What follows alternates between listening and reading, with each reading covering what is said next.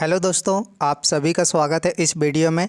SSC GD exam 2024-25 के लिए हम डेली प्रीवियस ईयर क्वेश्चन का प्रैक्टिस लगाएंगे, जिससे आपको पता चलेगा कि पिछले बार के एग्ज़ाम में किस प्रकार के प्रश्न पूछे गए थे, कौन से टॉपिक ऐसे हैं जहां से सबसे ज़्यादा रिपीट प्रश्न पूछा जाता है। आज का वीडियो इम्पॉर्टेंट है क्योंकि हम प्रीवियस ईयर क्वेश्चन को प्रैक्टिस लगाने के साथ साथ क्वेश्चन से रिलेटेड जितने भी प्रश्न एग्ज़ाम में बन सकते हैं उनको भी कवर करेंगे, ताकि आने वाले एग्ज़ाम में यहाँ से प्रश्न पूछा जाए आप सही आंसर लगा सकें। प्रैक्टिस को स्टार्ट करते हैं। क्वेश्चन नंबर 1, मेक्सिको के बेले फोल्को रियो के कोरियोग्राफी के लिए स्वर्ण पदक किसने प्राप्त किया? इस क्वेश्चन का आंसर हो जाएगा अम्बा के नाम से प्रसिद्ध लोकप्रिय शास्त्रीय नृत्यगाना मृणालिनी साराभाई को वर्ष 1968 में इसे वर्ष 1968 में मेक्सिको के बेले फोल्को रियो के कोरियोग्राफी के लिए स्वर्ण पदक दिया गया था। इस क्वेश्चन का ऑप्शन नंबर डी आंसर हो जाएगा।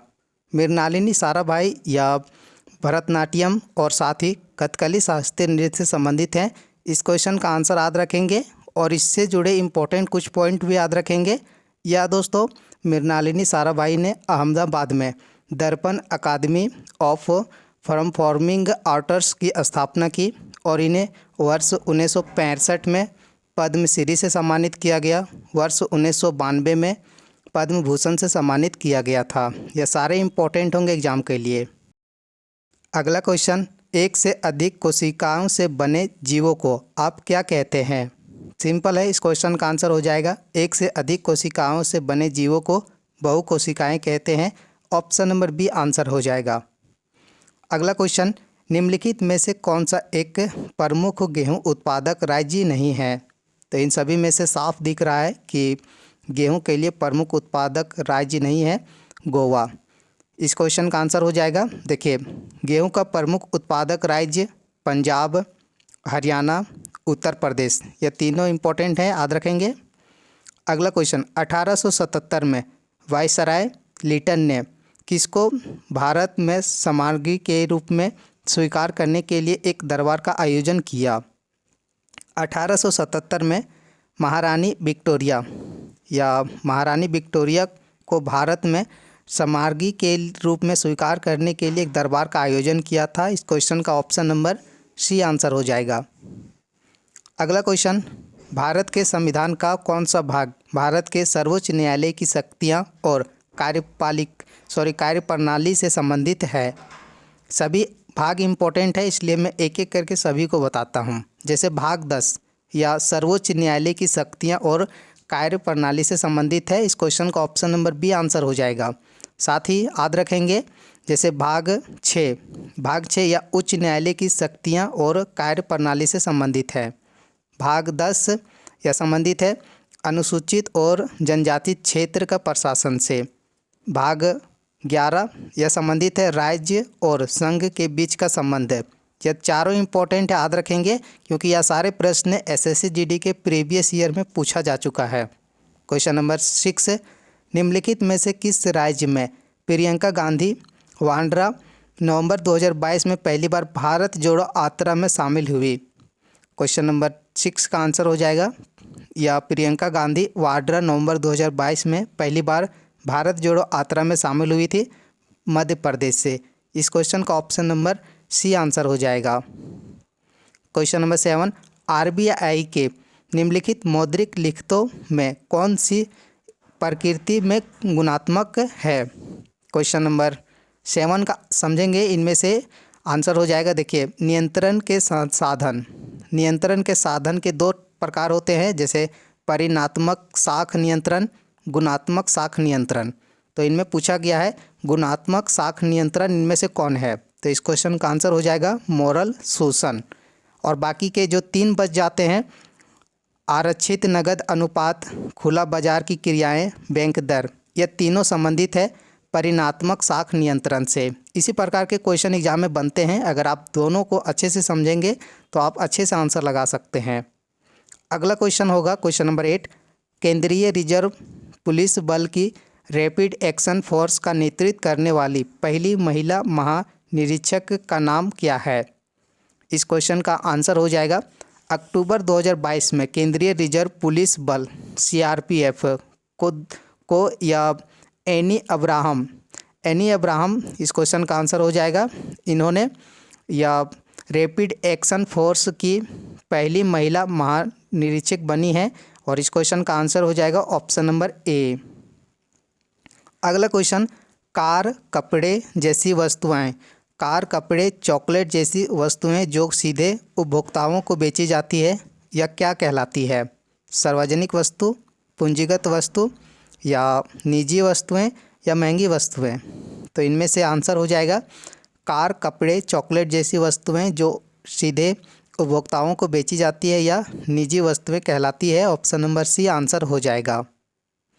बढ़ेंगे आगे क्वेश्चन की ओर। देखिए, आज का पीडीएफ आपको मिल जाएगा आंसर के साथ टेलीग्राम चैनल पर। नए स्टूडेंट टेलीग्राम चैनल को ज़रूर ज्वाइन करेंगे। क्वेश्चन नंबर 10, भारत के राष्ट्रीय खेल 2022 के 36वें संस्करण में किस राज्य ने सर्वाधिक कांस्य पदक जीते? देखिए, यह प्रश्न 2023 के एग्ज़ाम में पूछा गया है और साथ ही इम्पॉर्टेंट इसलिए है क्योंकि इससे पहले यह 2022 में 36वां संस्करण राष्ट्रीय खेल खेला गया था और इसका आयोजन हुआ था गुजरात में। इसे मैं थोड़ा डिटेल में बता देता हूँ। इसका आयोजन 36वें संस्करण का आयोजन हुआ था गुजरात में, जिसमें से दोस्तों या महाराष्ट्र ने सर्वाधिक कांस्य पदक जीता था।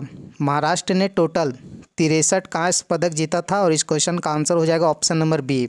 इसके साथ जितने भी राज्य हैं ये सभी इम्पोर्टेंट है। तो महाराष्ट्र ने 63 कांस्य पदक जीता जो सबसे सर्वाधिक है। हरियाणा ने 40 कांस्य पदक जीता। उसके साथ केरल राज्य ने टोटल 13 कांस्य पदक और उत्तर प्रदेश राज्य ने टोटल 18 कांस्य पदक जीता था। ये सभी इम्पोर्टेंट होंगे। अगला क्वेश्चन, भारत में आपातकाल की उद्घोषणा केवल कौन कर सकता है? प्रधानमंत्री, राष्ट्रपति, मुख्यमंत्री या राज्यपाल? इन सभी में से छांट के बताएंगे आंसर क्या होगा। और याद रखेंगे एसएससी जीडी एग्ज़ाम के लिए मैंने प्रीवियस ईयर क्वेश्चन को अच्छे से एनालिसिस करके 2000 इंपॉर्टेंट एमसीक्यू क्वेश्चन तैयार किया है। साथ ही आपको प्रीवियस ईयर प्रैक्टिस शीट भी मिल जाएंगे और प्रीवियस ईयर प्रैक्टिस के साथ दोस्तों एक बुक का पीडीएफ मैं दे दूंगा जो आपके एग्ज़ाम के लिए इम्पोर्टेंट होगा। यह सारा कंटेंट मैंने खुद से तैयार किया है तो मैं मात्र प्रोवाइड कर रहा हूँ 49 रुपया में। व्हाट्सअप नंबर नीचे दिया गया है, आप डायरेक्ट मैसेज कर सकते हैं और पीडीएफ प्राप्त कर सकते हैं। इस क्वेश्चन का आंसर हो जाएगा इनमें से राष्ट्रपति या आपातकाल की घोषणा कर सकती है किस अनुच्छेद के तहत? अनुच्छेद 352 के तहत आप राष्ट्रपति या डायरेक्ट दोस्तों बाहरी या युद्ध, बाहरी आक्रमण या सशस्त्र विद्रोह की स्थिति में किसी भी क्षेत्र में या राष्ट्रपति आपातकाल की घोषणा कर सकती है। क्वेश्चन नंबर 12, सुमंग लीला उत्सव निम्नलिखित में से किस राज्य से संबंधित है? सुमंग लीला उत्सव या संबंधित है, इनमें से आंसर हो जाएगा मणिपुर राज्य से। अगला क्वेश्चन, वेद चारों में सबसे छोटा है या हिंदू परंपरा के एक दिव्य स्थिति रखता है और धुनों और मंत्रों का एक संग्रह है? तो इनमें से आंसर हो जाएगा सामवेद चारों में से सबसे छोटा वेद है या हिंदू परंपरा में एक दिव्य स्थिति रखता है और इस क्वेश्चन का आंसर हो जाएगा option number B. Next question, गर्म मौसम की ऋतुएं में पश्चिम बंगाल क्षेत्र में गरज के साथ भारी वर्षा की घटना को क्या कहा जाता है? यह चारों ऋतुएं जितने भी हैं चारों इम्पोर्टेंट है और यह सभी एग्जाम में यहाँ से प्रश्न बनता है। तो काल बैसाखी या गर्म मौसम की ऋतु या पश्चिम बंगाल क्षेत्र में गरज के साथ भारी वर्षा की घटना को कहा जाता है। ऑप्शन नंबर ए आंसर हो जाएगा। क्वेश्चन नंबर 15, भामा कल्पम किस भारतीय शास्त्रीय नृत्य से संबंधित शास्त्रीय नृत्य नाटिका है? भामा कल्पन इस क्वेश्चन का आंसर हो जाएगा या संबंधित है कुचिपुड़ी शास्त्रीय नृत्य से। इस क्वेश्चन का आंसर याद रखेंगे। क्वेश्चन नंबर 16, सरकार के प्रमुख कार्यक्रम मेक इन इंडिया ने 25 सितंबर 2022 को कितने वर्ष पूरे किए? 25 सितंबर 2022 को मेक इन इंडिया ने या 8 वर्ष पूरे किए। इस क्वेश्चन का ऑप्शन नंबर डी आंसर हो जाएगा। इसे कब स्टार्ट किया गया था? तो इसे स्टार्ट किया गया था 25 सितंबर 2014 को। क्वेश्चन नंबर 17, एक ऐसी प्रक्रिया है जिसमें दो निकटतम फिटिंग भागों को एक फिलर सामग्री का उपयोग करके जोड़ा जाता है जिसे उसके गलनांक के ऊपर गर्म किया जाता है और कोशिका क्रिया द्वारा अंतराल में वितरित किया जाता है। क्वेश्चन नंबर 17, एक ऐसी प्रक्रिया है जिसमें दो निकटतम फिटिंग भागों को एक फिलर सामग्री का उपयोग करके जोड़ा जाता है, जिसे उसके गलनांक के ऊपर गर्म किया जाता है और कोशिका क्रिया द्वारा अंतराल में वितरित किया जाता है। इस क्वेश्चन नंबर 17 का आंसर हो जाएगा ऑप्शन नंबर सी, टांकना। क्वेश्चन नंबर 18, वयस्क साक्षरता दर की गणना करते समय किस आयु और उससे अधिक लोगों को शामिल किया जाता है? वयस्क साक्षरता दर या गणना करते समय या 15 वर्ष या उससे अधिक लोगों को शामिल किया जाता है। ऑप्शन नंबर ए आंसर हो जाएगा। देखिए, एसएससी जीडी के एग्ज़ाम में ऐसे बहुत प्रश्न होते हैं जो नेक्स्ट एग्ज़ाम में भी पूछे जाते हैं। क्वेश्चन नंबर 19, इस वीडियो का सेकेंड लास्ट क्वेश्चन, भारत में पंचवर्षीय योजना के लिए अंतिम अनुमोदन प्राधिकरण था। तो इस क्वेश्चन का आंसर हो जाएगा राष्ट्रीय विकास परिषद पंचवर्षीय योजना के लिए अंतिम अनुमोदन प्राधिकरण था। ऑप्शन नंबर ए आंसर हो जाएगा। और पंचवर्षीय योजना की परंपरा को समाप्त कर दिया गया है वर्तमान में, याद रखेंगे। क्वेश्चन नंबर 20 और इस वीडियो का लास्ट क्वेश्चन होगा, अर्जुन पुरस्कार की शुरुआत किस वर्ष हुई? यह एग्ज़ाम में कई बार बन चुका है। तो क्वेश्चन नंबर 20 का आंसर हो जाएगा अर्जुन पुरस्कार की शुरुआत हुई थी वर्ष 1961 में। देखिए, अर्जुन पुरस्कार खिलाड़ी विजेता को 15 लाख रुपए नकद दिए जाते हैं। यह पुरस्कार खिलाड़ी के पिछले 4 वर्षों की अवधि और उससे अच्छे प्रदर्शन के अलावा उसमें नेतृत्व एवं अनुशासन की भावना दिखाने के लिए दिया जाता है। और एक और इम्पोर्टेंट है, वर्ष 2022 में टोटल 25 खिलाड़ियों को या अर्जुन पुरस्कार से सम्मानित किया गया था।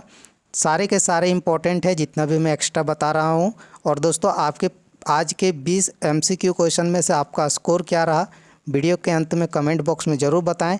डेली प्रीवियस ईयर क्वेश्चन का प्रैक्टिस लगाने के लिए इस चैनल को सब्सक्राइब और इस वीडियो को अपने दोस्तों के पास शेयर जरूर करें। Thank you. हम मिलेंगे नेक्स्ट वीडियो में। Bye bye, take care.